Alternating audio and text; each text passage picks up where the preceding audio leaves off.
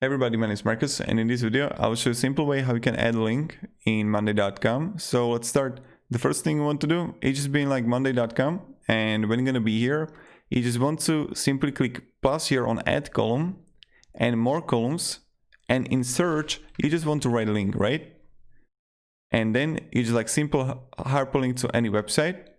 And what can I do? I can just simply go like this, youtube.com, and voila, here we got it. So when people now, I will delete this column, also this one, and this one.